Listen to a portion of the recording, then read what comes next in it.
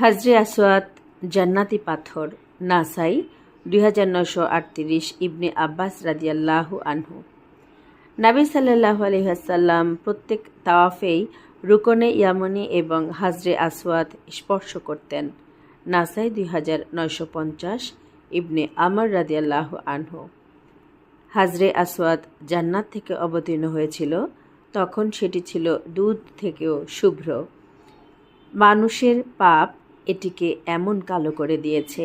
তিরমিজি 878, ইবনে আব্বাস রাদিয়াল্লাহু আনহু।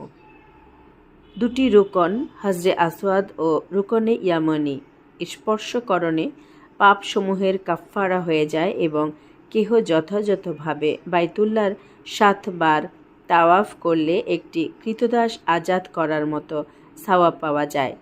তিনি আরও বলেছেন, তাওয়াফ করতে গিয়ে এমন কোনো পদক্ষেপ সে রাখে না বা তা উঠায় না যা দ্বারা তার একটি পাপ ক্ষমা না হয় এবং একটি সওয়াব লিখা না হয়। তিরমিজি 962।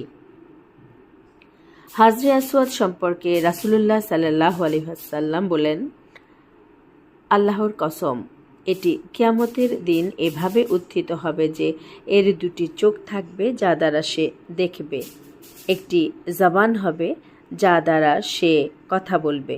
যে ব্যক্তি সত্য হৃদয়ে হাজরে আসওয়াদ পাথরে চুম্বন করবে,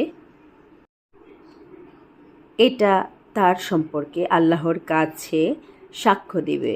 তিরমিজি 964, ইবনে আব্বাস রাদিয়াল্লাহু আনহু, ইবনে মাজাহ 2944।